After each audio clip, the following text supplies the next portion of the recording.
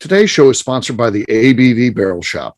The ABV Barrel Shop is located in the St. Louis metro community of Arnold, Missouri, and is the world's first single barrel only liquor store. This business is owned and operated by Steve Akeley and Jim Fosnot. Head over to abvbarrelshop.com to sign up for their email and text distribution list. That way you'll know what they have in stock, what classes are coming up, and what barrel picks they have in the works. We are also sponsored by The Bar to Go. The Bar to Go offers a fully customizable carrying case that allows you to take your favorite distilled spirits or cocktail ingredients with you. Whether you're looking for yourself, a customized gift, or logo items for your business or event, The Bar to Go can help. Check them out at thebar2go.com. Use the number 2 when you type out The Bar to Go. Did you know Neely Family Distillery now ships its popular distilled spirits directly to you? To order, simply call 859-394-3258. Tell them the ABV Network sent you. And now, on to the show. Let's drink!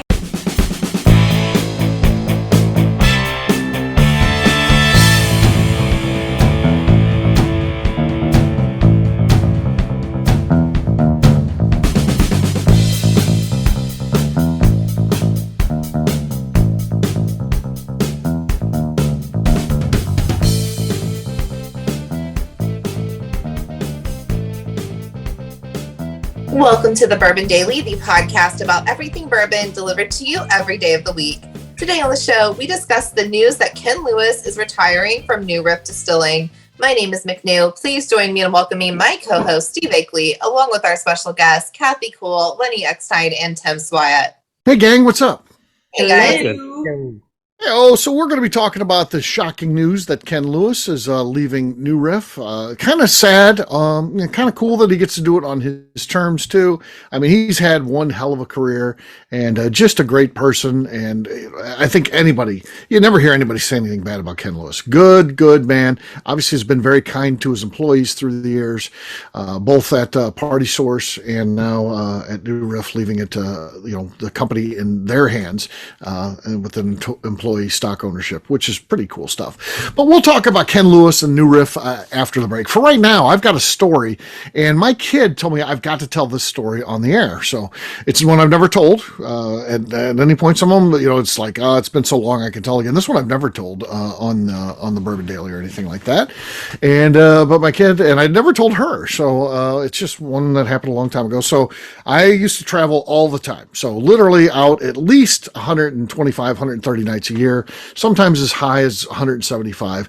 I was just a road warrior at that point and travel and go out and be in a suit. And on this particular time, I of course had my, my laptop bag, because I always had to have a laptop in that. And then I also had a carry-on bag, or one of those rolling carry-on bags. And I had to go to the bathroom. And I'm traveling by myself, of course. That's how we used to do it. We had sales territories. We'd go out there by ourselves. And so I can't leave my luggage or anything like that. Just said a thing. I got to take it with me. And I go into the bathroom. And I was like, lines are long. The bathroom's really crowded at this big airport I was at. But I see the handicap stalls slightly ajar. So it's open. So I thought, perfect. I can go in there. There's plenty of room. I can leave my bag in there. And they usually have a hook on the back of the door. I can hang my laptop bag. This is the best case scenario. Usually there's even a sink in there. I can wash my hands when I'm done. All right there in one place. And I go in there, and I got my laptop on my shoulder, dragging the thing behind me. I open the door, and sitting on the throne, and it's got the high toilet too, is a guy. And I was like, oh shit, I'm wholly in there. I didn't think it is in there. The door is slightly open, but it's closed. It's, it's closed, but open, but not latched. So I'm backing up, I put the brakes on me. I'm backing up, and I'm trying in one fell swoop to close the door and then hit that latch all in one motion. Unfortunately, I hit the latch closed a millisecond before it hit into its secure spot, and then that little penis thing that sticks out that would go inside the hole in the thing then causes it to bounce off, and it opens up back into the thing. Now here's the everybody can see him sitting on this high throne now, because unlike when I walked upon the thing, which the door was kind of closed, it's now wide open. And the guy's yelling at me, you got to close the door. Hey man, you got to close. And I'm not, because now at this point, I would have to walk all the way in there. And because I'd have to walk all the way in there. I'm like, hey, sorry. And I just leave it. He's like, no, you can't. You got to close the door. Seriously, man. You got to close the door. stayed. I didn't go to the bathroom. I didn't wait in line because I don't want to confront it. I just walk out. I'm like, I'll walk down to the next terminal. I'll take a piss down there. You just don't make eye contact. You just walk out, not making eye contact. Hell yeah. I wanted nothing to do with the guy. I'm not going to walk back in that bathroom with him sitting on that high throne of the handicapped toilet. And hey, no problem, man. I got this covered. No, fuck no. And he can be on display forever. That's his punishment for not latching that door himself, which that's on him.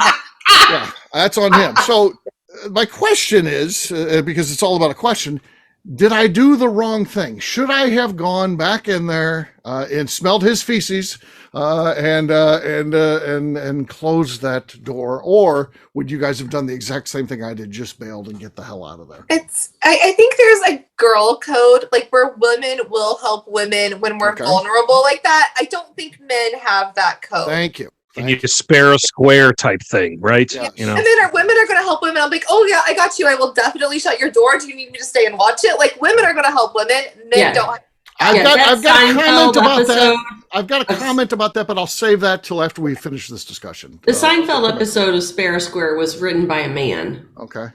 Because a girl would spare a square. Okay. Sure. All right. Now I just said I'm going to hold my conversations with. I'm not. So now there was a woman. Steve uncorked. Here, and now you got me going. You got in the bathroom. You got old man angered. We'll come back to the bathroom now. Now the bathroom's on hold. A woman says on Facebook, talk about male privilege. Guys could wear literally the same outfit 2 days in a row, 3 days in a row. No one cares. But if we wear the same dress 6 months later, everyone's angry. And then a guy, to his credit, said, you know who's hating on the women in that case? It's not a man. Men don't give a fuck if you wear the same dress 6 months later. It's your fellow women. It's your women that are doing this. Yeah, so, totally agree with that. But if she's in the same dress in a bathroom and she doesn't have toilet paper or her door is swinging open, I will help her. Exactly. No, women hate on women. It's terrible. We do. In the bathroom, we've got your back. Holy hell, I need a hygiene product. It's not necessarily 10 of them are I've got yet another story. You're getting hygiene products showered upon you in that situation. Yeah, they're like all being heaved over the stall. Yeah. So how this even comes up is the warden and I are traveling. We're in Kentucky for an event, and we're coming home, and we stop at the Loves and get gas and then get some snacks. But before you get the snacks, you stop in the bathroom because you're stopping on the road trip, and then you go. And she walked in on a gal taking a shit, and the ladies, again, she didn't have the door latch. The warden didn't do anything wrong here, and the ladies start screaming at her. Not only her, but her daughter, who's outside at the sink waiting for her mom to get done, starts screaming at the warden, saying, "What the fuck are you doing? Why would you go in there? And how the hell do you know if the door's not latched?" So that's a Karen situation. Like, humanity has gone off the rails. Yeah. Yeah, we don't have a natural predator until AI gets smart enough to kill us. Okay. So there's going to be enough stupid people that they're going to yell at. So women code aside, because this story doesn't involve a woman, did I do the wrong thing? There's no guy code that says you got to help each other in the bathroom. No, you didn't. Steve, I was a 32-week-a-year person too as well, 32-week-a-year person. You leave that door latch open, you run into problems. You know what you do? You take the shame waddle, you stand up, you squeeze, you do what you got to do, you waddle over. If you're taking all that real estate, you own the door. Right. If the door was broken, then I'd say that's a different story. You got to kind of say something. Yeah, that's a different story. But no, you do the waddle of shame. Yeah. And you shimmy shake over there and you lock the door your damn self because you screwed up the first time. But I would I feel a little bit for this guy because if you're a dude and you're not locking that door in a bathroom with a bunch of dudes, imagine what was going through that guy's intestines. It definitely wasn't Lenny's diet, for sure. Right. No, that guy must have been in a hustle. Lodge his luggage up against the door. So he should have done something. Something. I wouldn't put my luggage on the ground. I mean, that's gross. Well, where can you put your luggage? Just rolling luggage. You carry your rolling luggage through the airport in the bathroom? What Lenny says is like a briefcase or a backpack. I don't put my backpack down. No, I don't put it down. No. Yeah. The wheels are. I would never touch the wheels of a wheeled bag at all. They've seen hell. Yeah. Yes. Yes. That's rough justice. This guy should have also felt shame for occupying the handicap stall. Not that I hate on him for that, but you kind of got busted. Like, Right. you're not in there with a wheelchair. Sorry, dude. Like, You know, I sometimes though, like if it's a desperate situation and that's why it's open, I'm not faulting the guy for taking that. Because like sometimes I'll take a family bathroom. Them kids, I was here first, not my problem. But you gotta do what you gotta do sometimes. But Steve, where I thought this was going to go, and no, you're not wrong. I would have run out of there so fast. Right. I would have been audibly being like, "What the fuck?" as I ran out. Yeah, But I just thought happened? he was going to walk on your flight and be like, "You." Sitting right next to me or something. You're the non-door shot. I didn't see him again. Thankfully. I didn't. Yeah. That would have been great, Lenny. Yeah, that would be the perfect ending. would've been the When I best write a story movie, ever. that'll be in the movie. So, yes. Right. Yeah. All right. Kathy, I know you had something else you I wanted have a story. One of my friends from high school, there's about 4 of us that from high school that are still friends. And our friend Tracy lives in New York. So we get to go to New York and do New York things. And she'll sometimes accompany us while she's letting us stay in her apartment and do New York things.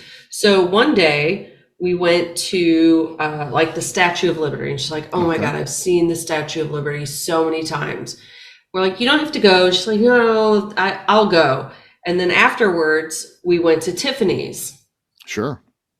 And she comes up to me and she's like, "I have really got to do a number 2. Oh, at Tiffany's. And I said, Seems like they'd have very clean bathrooms there. "You must do it here." And she's Right. like, "No, I'm going to wait till I get home." I'm like, "No, you're pooping in Tiffany's, because Silver if you have the toilet opportunity seats. to poop in Tiffany's, you're pooping in Tiffany's." First of all, I wanted to apologize to Ken Lewis, who I'm sure has gathered his staff around to listen to this show about his retirement. I apologize, Ken. It just So she does. Yeah, she poops in Tiffany's. Okay. And while she's in the room, I guess she had closed her door, and they have the walls that go all the way up, and there's no gaps. There's no like openings under the doors. It's a real door. It's a real room. And she's in there and she's doing her business. And apparently the lock isn't functioning well. Okay. At Tiffany's. So someone starts to come in. Oh, sure. As they And do. she They had to poop does too. the reaction where you do the lean and hard Right. shove on the door. She feels like she may have bumped their head just a little bit. Oh, sure, just a little bit. Yeah. And then she walks out knowing that with that enclosure and no ventilation, It's all going to stay there. Yeah. They're walking into an authentic. That's the downside of that sort of setup there. They're walking into an authentic Tiffany poop. Yeah. Well. Yeah. Did she get a little blue box as a prize on the way out? Is what I really want to know. Yeah. How'd that work? I'm sure she did. Yes. Wow. So she's got that on her resume. I pooped at Tiffany's. Yeah, I pooped at Tiffany's. Yeah. Well, congratulations to her. So Very good- few. good job. She's the 1%.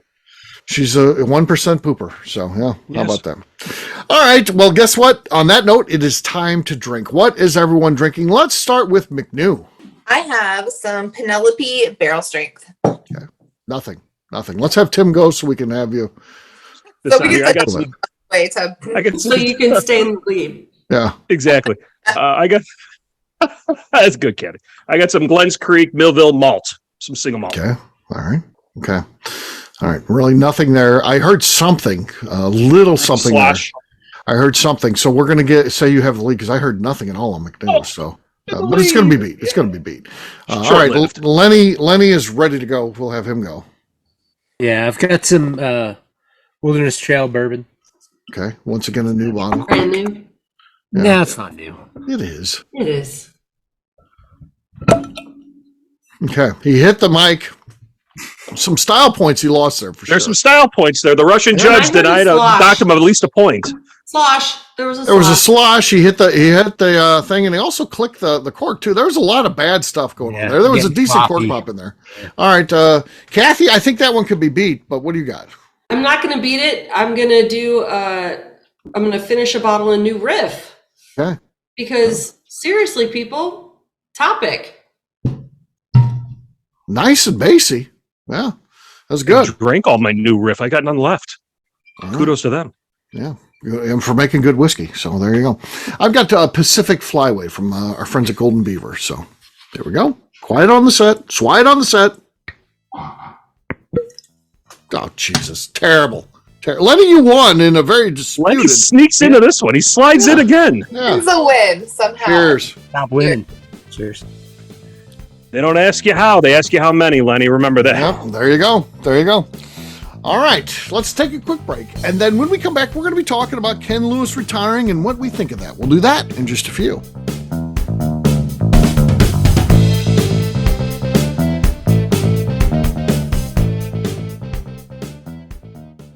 Let's talk about the people who make these shows happen. First up is the ABV Barrel Shop. It is the most unique shopping experience in the world of bourbon, as the ABV Barrel Shop only sells single barrels. Owners Steve Akeley and Jim Fosnot select. With over 100 distilleries on board to sell us barrels, we are home to the most unique and diverse barrel pick selections in the bourbon world. By signing up for our email, you will always know what we have in stock. In addition to the single barrels, we'll have a gift shop featuring ABV Barrel Shop as well as ABV Network merchandise. We are partnering with vendors like Art Eatables and Old Man Bay Signs to bring you unique items you can't find anywhere else. We will also have a 24-seat classroom where we are offering educational and fun classes like Breakfast and Bourbon, a series where we pair donuts and bourbon, customer barrel picks, and opportunities to learn from master distillers and other bourbon dignitaries. Best of all, we feature a tasting bar where you can try before you buy. All of this is located in the St. Louis metro community of Arnold, Missouri. If you are in the St. Louis area, please stop by to say hi. If you're traveling in from outside the area, please take advantage of our hotel rates with the Drury Inn and Pear Tree Inn, less than a mile from our shop. This can be done via the links in our Visit St. Louis section on our website. Head over to abvbarrelshop.com to plan your trip. The ABV Barrel Shop. It's where single barrels live. Hi, this is Steve Akeley, owner of the ABV Network. We're sponsored by the Stave and Thief Society. This is where you, a bourbon enthusiast, can expand your knowledge and emerge a bourbon steward. In 2017, I completed my Executive Bourbon Steward certification. It's the most comprehensive bourbon certification program available and connects you with an expansive network of bourbon enthusiasts and professionals. Check out the full listing of in-person and online certifications and join the society today by enrolling at staveandthief.com. Okay, let's talk about the Neely Family Distillery. In 2018, I met Royce Neely at an industry event. He started appearing on our shows, and we became friends during my frequent trips to Kentucky. Today, he is amongst the leaders of young distillers leaving their mark on the bourbon industry. A visit to Neely Family Distillery yields insight on their unique family history, why their products are special, and gives you the opportunity to taste their whiskey, moonshine, and creams. Check them out at NeelyFamilyDistillery.com or visit them in Sparta, Kentucky.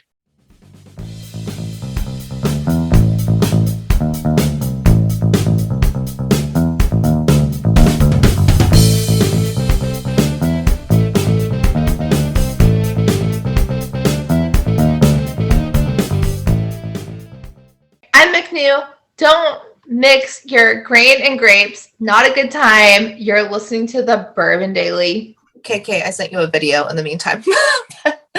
Welcome back to the Bourbon Daily. Today we're talking about Ken Lewis retiring from New Riff.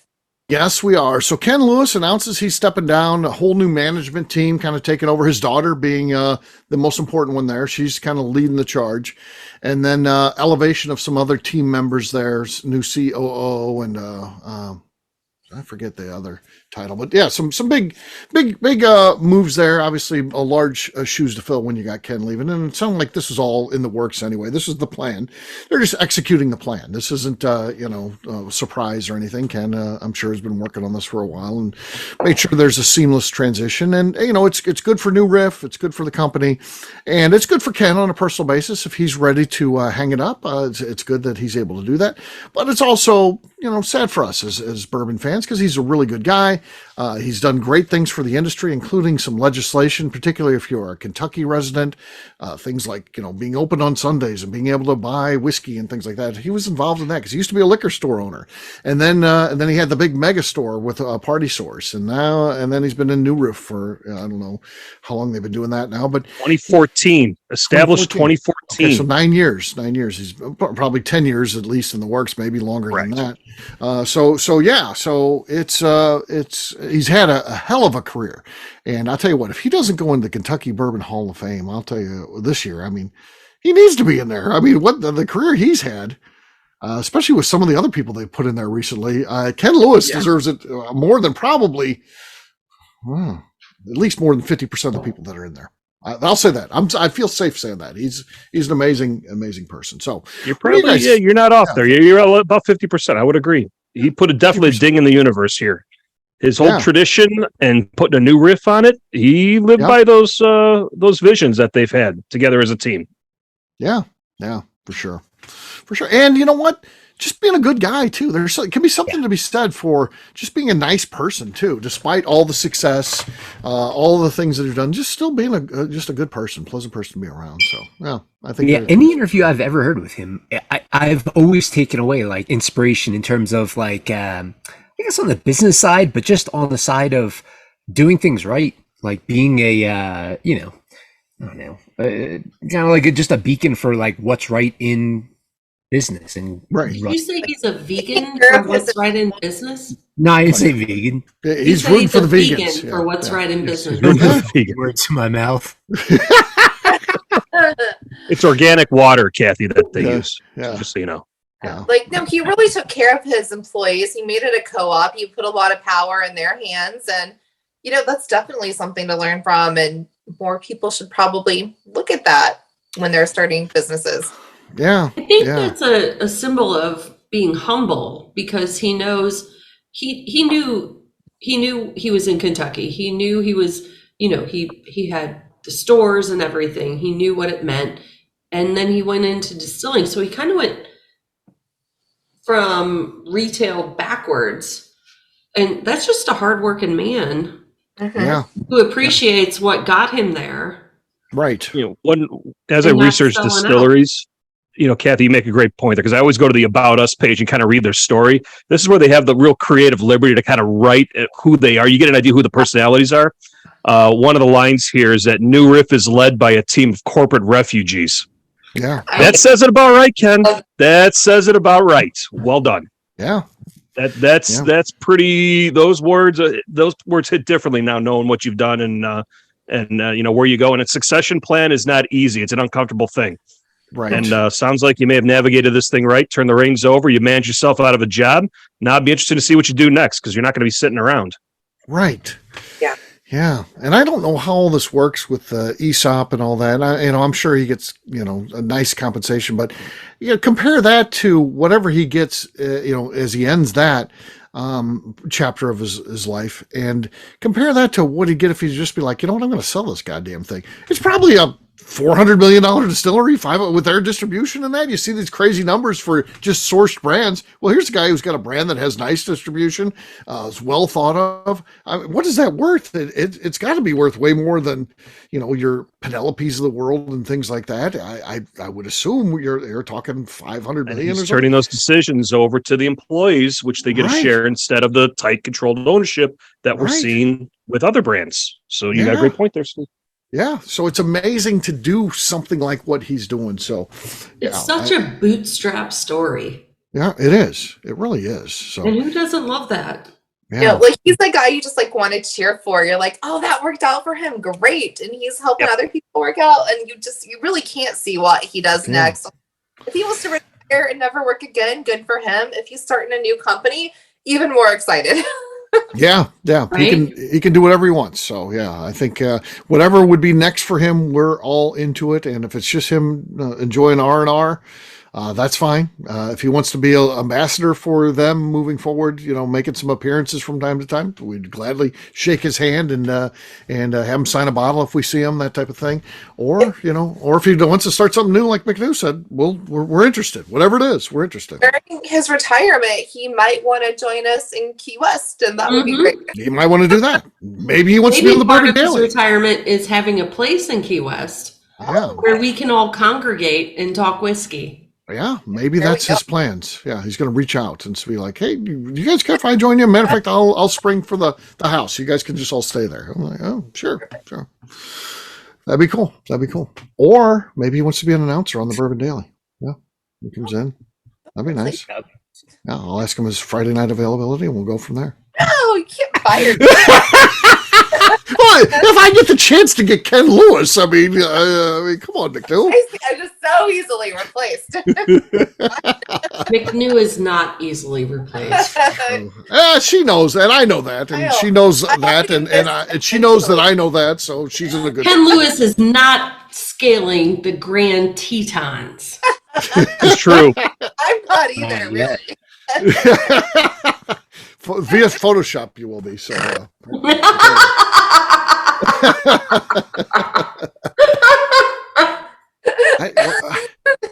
Has anybody figured out why that just feels right? As the mountains that McNew is involved with? It's completely appropriate. Oh, okay. We don't know why. We don't know why McNew is drawn to the Grand Tetons, but we feel like that's. Is that Utah or something? That would be Wyoming. Yeah. Wyoming. Yeah. Interesting. Did you guys want me to tell you where the Grand Tetons are in Kyle Neely's voice? Yes. Yeah. Kyle Neely, Greenville, Indiana. Wait, is Kyle Neely British now? Well, you tell us. I don't know. He's been out of town, so I haven't talked to him. So maybe. Where are the Grand Tetons? Wyoming. Sorry. Let's talk about Ken Lewis. Well, Well, doing the voice. Where are we?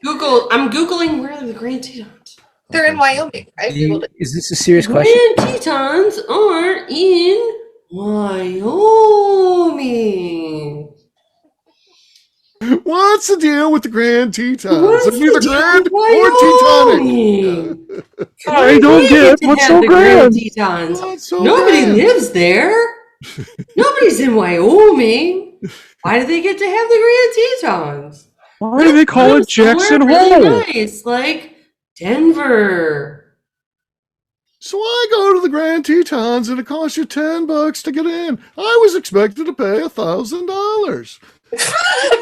I wasn't even a 2-drink minimum to go see him. Wow.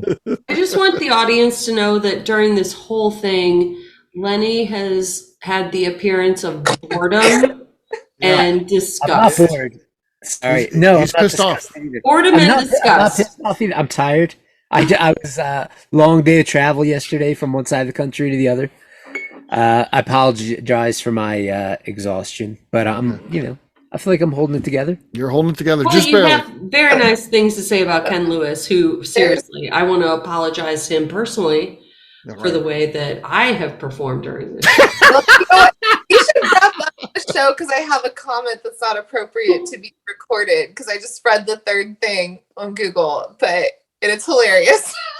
What's it about? And you can find me at KK Calf Strength so that we can end this and get to what McNew's Okay, talking all right. about. Tim, how about you? Tetons. Yeah. Congratulations, Ken. Congratulations to the New Riff team. Looking forward to continue supporting you guys and what you're doing, and can't wait to visit you again. You can find me on Instagram at SwyGuy2112. All right, Lenny. You can find me and the rest of Deer Hammer on social media at Deer Hammer, on the web at deerhammer.com. You can buy our bottles at the ABV Barrel Shop in Arnold, Missouri. But if you're not in Arnold, Missouri, you can hop online to steelbox.com and order our whiskey. McNew. I'm on Instagram at McNew ABV, and congrats, Ken. For me, I'm an easy guy to find. I'm at Steve Akeley on Twitter, Instagram, or Facebook. I've got a website, steveakeley.com. We've also got a company website. That thing's abvnetwork.com. That's the one you got to check out. Everything that we do is out there. Previous shows, blogs, so much more, abvnetwork.com. Also, come by and see us, the ABV Barrel Shop. We've got all kinds of great whiskey there. And the cool thing about our place, very different than the other one, you can try before you buy. So if you see something you're interested in, let us know. You can taste it. So check us out online, abvbarrelshop.com.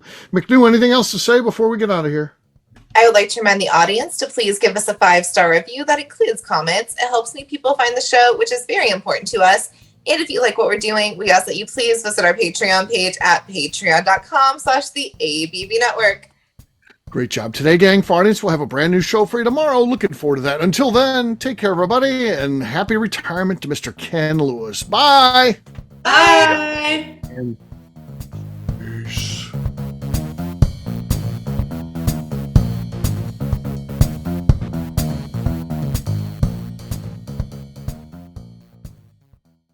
Before we finish the show, let's talk about some great companies that support the ABV network. First up is Moonshine Still Pro. Moonshine Still Pro has a full line of products to help the home distiller.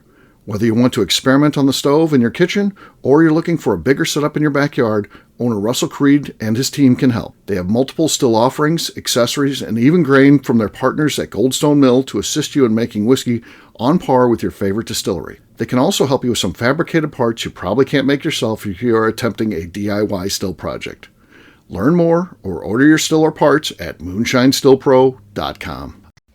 Last but not least is the ABV Barrel Shop. While we don't get to play in the allocated bourbon game because we aren't selling the other products you have to do to get those, we do have access via our friendships in the bourbon industry to some really cool stuff. Have you ever seen your favorite craft distiller selling some really cool limited offerings only in their gift shop? I'm talking things like the hazmat offering Distillery 291 did for their 10th anniversary, or Neely Family Distillery's Papaw's birthday barrel. They don't have enough of it to send it out to distributors, so they only sell it via their gift shop. Well, companies like Distillery 291 and Neely Family Distillery have agreed to sell us 2 or 3 cases of these offerings moving forward, meaning our store will have the access to some of the rarest whiskeys in the world. Way more difficult to come by than the allocated bourbon offerings with the national release. Yes, they will be extremely tough to come by, but if you're a customer of our store, you'll have a chance to get them. Get signed up for our email or text list over at abvbarrelshop.com so you don't miss out. The Bourbon Daily is part of the ABV Network. For more information or to become a sponsor, please visit abvnetwork.com. Thanks for listening and cheers. This has been a Steve Akeley production.